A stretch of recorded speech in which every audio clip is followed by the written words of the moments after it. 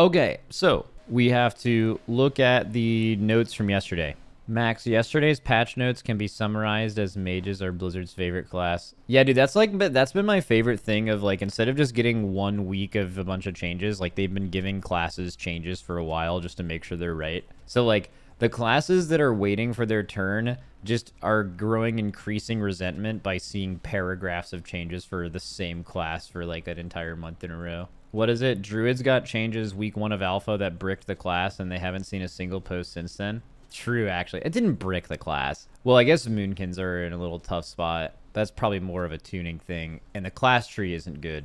That's for sure. Okay, so let's start with the changes from yesterday, which I think this should be short because as far as I could tell, it just looked like a lot of tuning. Because like I don't spend a lot of time on tuning talking wise, like mostly design changes. Like tuning stuff is just like, okay, cool.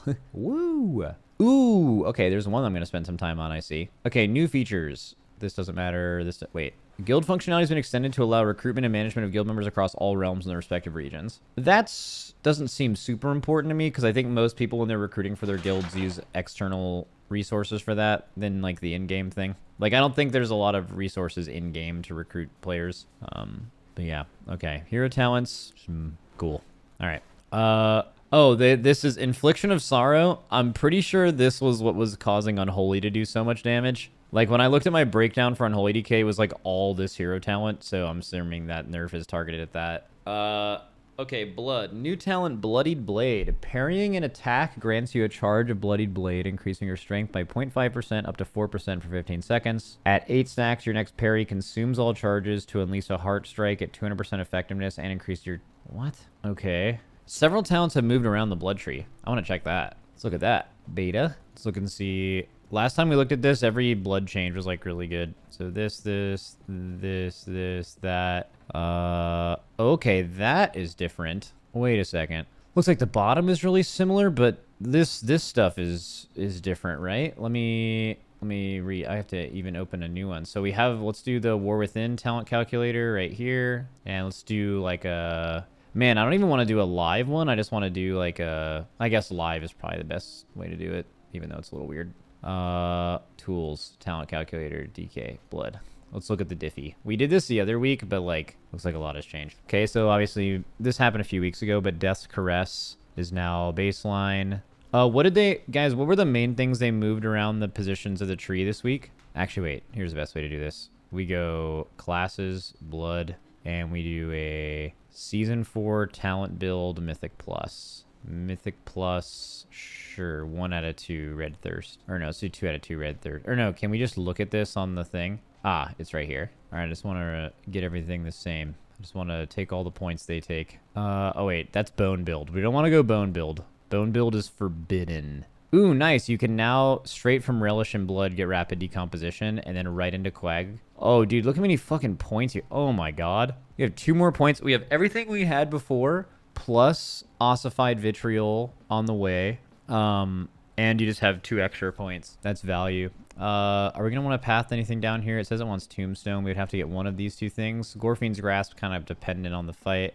Let's do Reinforced Bones. You didn't take Gorfines before, but like, I don't know. You'd probably just like take Gorfines. Bloodworms aren't bad. We're not going Bone Build, chat. Increases the armor gain from Bone Shield 10%, and it can stack 2 additional. Fine, let's just take that, whatever. And then let's take Gorfines, just for fun. All right, so we'll take what they take on live. Tombstone, and then they put 2 points of Shattering Bone. Let's just put 1. Let's just keep it there for now.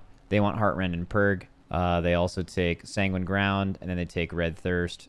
And then they have Ironheart, which we would need to actually take Bloodied Blade. Okay, so that's the new mechanic. Or you can take... They put, like, Blood Drinker and Consumption in here. I think these are, like, really interesting now because as capstones, they'll tune them as such. And on top of that, they'll also... They contribute to your mastery, and they'll just reset constantly, which, like, that could make Consumption way better, right? Like, if a Consumption's a longer cooldown that does a lot of damage and it's getting resets, it could actually end up being...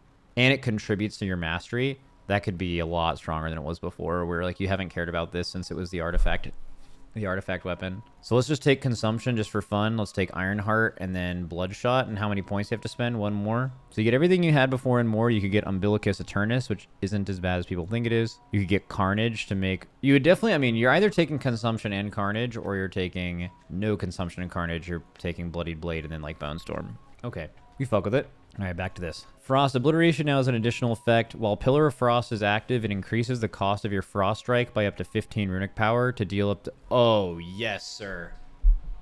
That is so good. That is so good. That is so good. That is so good. That's such a huge W. I wonder if there's even... I mean, I've been suggesting this for a long fucking time. That's really... I like that a lot. I don't know if this is the right amount, but this is the right idea. Like, dude, a Frost Decay not getting procs and pressing Frost Strike is so tragic, man. Like, it just takes forever to deplete your runic power bar. It leads to overcapping. This will help the overcapping issue. It'll make Frost Strikes feel better. Everything about this is smart. Love that shit. Okay, some shit here. Unholy Blight is now passive. Wait. Oh! Unholy Blight is now passive and now surrounds the ghoul instead of the Death Knight. New tooltip, Dark Transformation surrounds your ghoul with a viral swarm of insects, stinging on all nearby enemies and infecting them with virulent plague. All right, one button less in the nuclear launch sequence by removing Unholy Blight as a button you have to press. That is an excellent change. It just saves a global. Sudden Doom no longer causes Epidemic to burst festering wounds on targets. Okay. I think that makes sense because I think this was originally targeted as a single target solution with Death Coil doing it. It felt really good to have Epidemic do this, but it's not really necessary. Like, even if you're playing something like Festering Scythe, where you're just, or Vile Contagion, you can still just get rid of all of those wounds with just Scourge Strikes in a D&D easily, right? So the thing is like, you would Scourge Strike all your wounds away, you'd burst, and then you would press Epidemic to get rid of your runic power, but like there wasn't any more wounds that needed to be burst at that point. Like, it definitely was good that this was the case. Like, it's not necessary, and they probably felt like it was too much. It would probably overemphasize wound because you would just Festering Scythe after pressing that many Scourge Strikes, I guess, and then yeah. So does it still work with Death Coil? Yes. Right, it specifically mentioned Epidemic, where like having Death Coil pop wounds in single target is very needed and feels very good. So what is it? Sudden Doom bursting wounds would inflict 400 instances of damage in a global. Oh, also probably that. When talented into Harbinger of Doom, Sudden Doom now displays the active... Okay, whatever. Demon Hunter. Illuminated Sigils now grants an additional charge only to Sigil of Flame. Was all sigils. And also reduces Sigil of Flame cooldown by 5 seconds. Alright. So, in the expansion Rest and Piss, Demon Hunter stops. But... I think this is good for the game. People coping and saying they should have just given that amount of stops to other tanks. That's fucking insane.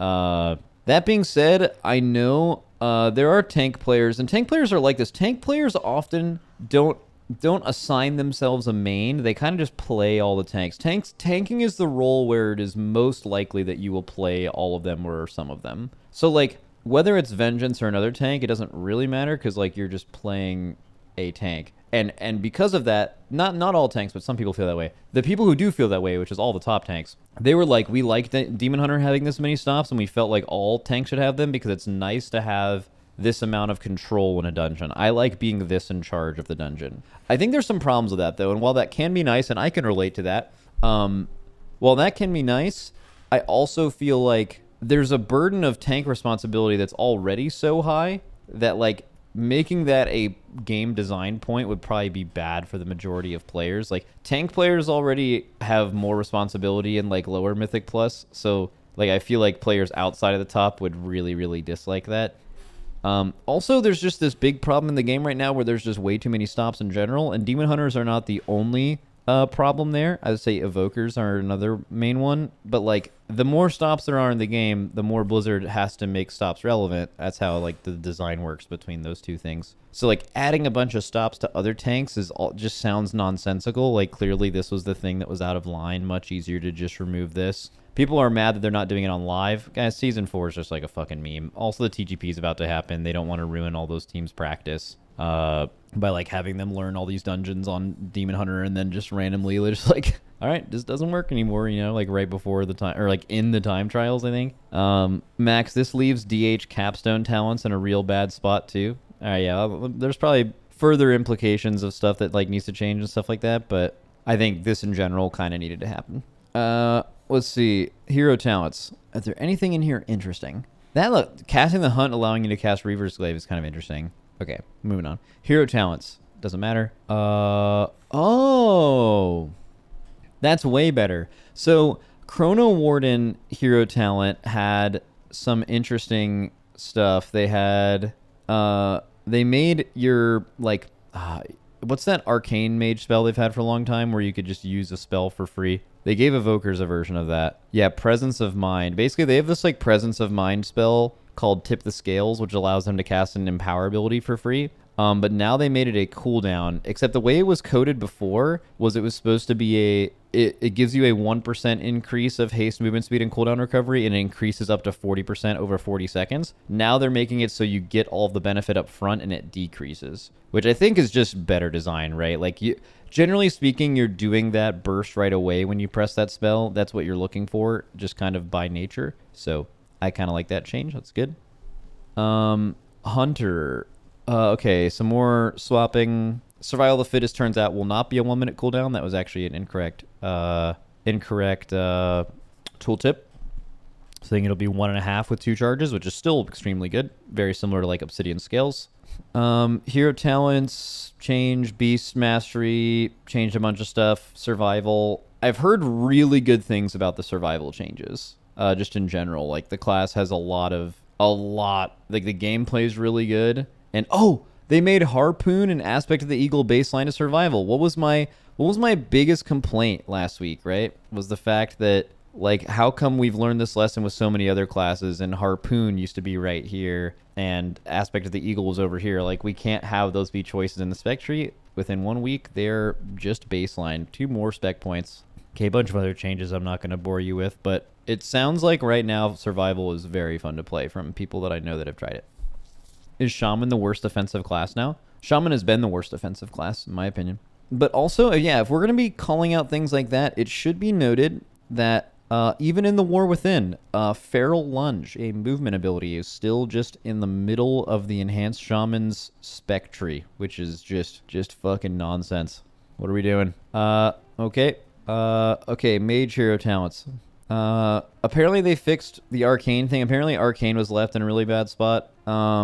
And now that is looking better. I'm not going to read any of the hero talent stuff. I don't play Mage, so woo. They changed a couple of tier bonuses. Maybe that's interesting. Damage has been set bonus has been redesigned. Ice Lance damage by 8, and then damage from Fingers of Frost. Enhanced Ice Lances invoke a frigid pulse, dealing frost damage to nearby enemies. Damage reduced by 8 targets. Okay, so the 4-piece for Frost in the first tier, they want you to Ice Lance and AoE, and they're going to make you want to do that by making your Ice Lances AoE when you're in a dungeon pack. So I haven't played Frost Mage in a really long time, but that sounds nice. Because, like, what you used to do is, like, you would just, like, Frozen Orb and then just slam Ice Lances and AoE on prio targets, and it would give you, like, some funnel. But, like, your Ice Lances actually AoEing sounds like that should be a talent, right? Shouldn't that just be... Like, how is that not a talent in your spec tree where, like, your Ice Lance is AoE? It just sounds like that would make a ton of sense to have it be an option. Okay, let's keep moving here. Brewmaster, don't know what that means. Windwalker, Chi Burst has been redesigned. Your damaging spells and abilities have a chance to activate Chi Burst, allowing you to hurl a torrent of Chi energy up to 40 yards forward, dealing nature damage to all enemies and healing all... Okay, so it's just Chi Burst. But what is it now? You can proc Chi Burst? So does this... It says a chance to activate Chi Burst. Does that mean that this happens passively, or like Chi Burst is now a spell that's no longer on a cooldown, but it can be used on a proc? What is it? It just gives you a 20-second buff that allows you to use it. I mean, I kind of like that, I think. I think that kind of makes a little bit more sense than it being on a cooldown. The only thing that I find weird about that is, I mean, you kind of just don't want to... Like, I think people are going to dislike this because there's still... You miss when Expel Harm and Chi Burst gave you energy. Or gave you Chi, sorry. So, like, without it giving you Chi Burst is a button that doesn't really feel great to press. Them making it a proc instead of a cooldown kind of makes it... I mean, they have to buff Chi Burst now, right? Like, I don't know if this is going to be listed in the tooltip, but like obviously Chi Burst not giving you Chi reduces the power of this spell significantly. So you have to increase the damage it does significantly. I assume they have done that. So could be interesting because of that. I kind of like this change. I mean, it has to change without the Chi, so kind of fuck with it. I'm not quite sure how I feel about Windwalker now in general. Like just now that we've played with it for a bit, like not being able to press Expel Harm and Chi Burst for Chi in a pinch makes the gameplay feel a little less fun. But I think it's Blizzard's only way for them to make haste matter is to like, we need to remove some of the gameplay Chi economy from you, and we need to slow you down so that haste will speed you up and make haste valuable, which is definitely a terminal problem that monks need. So yeah, I don't know.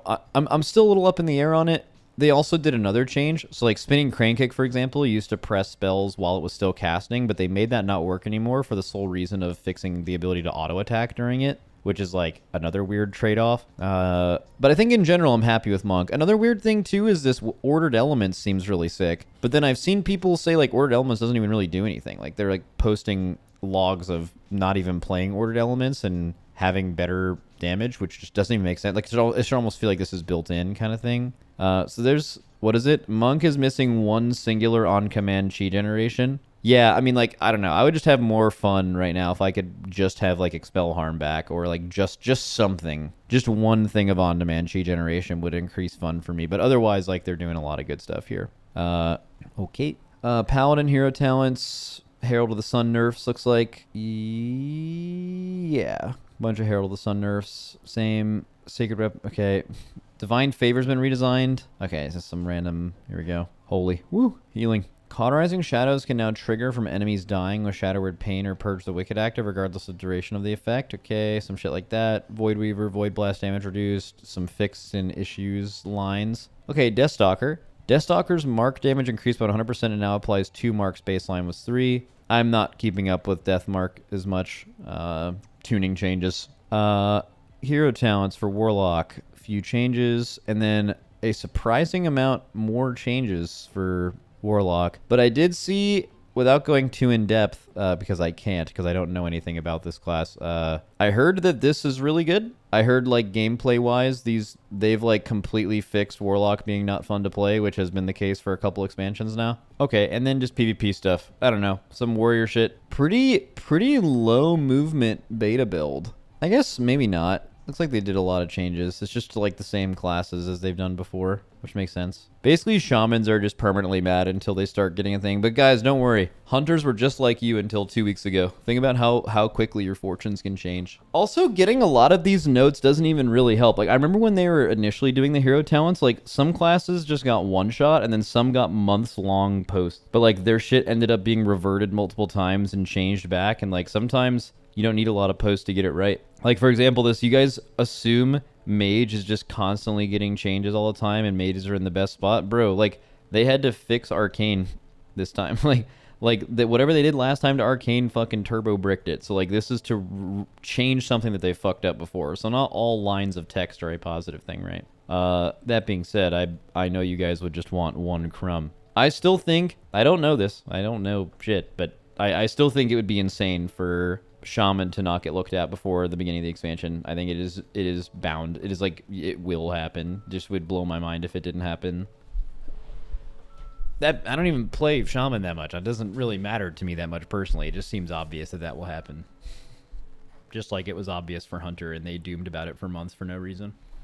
Guys, if you're a Shaman, just re-roll, bro. It's easy. Fuck a Shaman. Oh, I cast lava. Yeah, all right, man. You're like one with the elements, bro. Cool. What about DH? Dude, I'm like really considering not playing Demon Hunter in the expansion. Like, what seems to be the case to me is that Demon Hunter in the expansion will be less fun than it is right now with the current tier. Like, whatever they're doing in the expansion, all the changes they've gotten is going to be less fun than having Hunt CDR and by not having to press Throw Glaive and having it happen when you Blade Dance. And I loved that. I think current DH is like peak fun.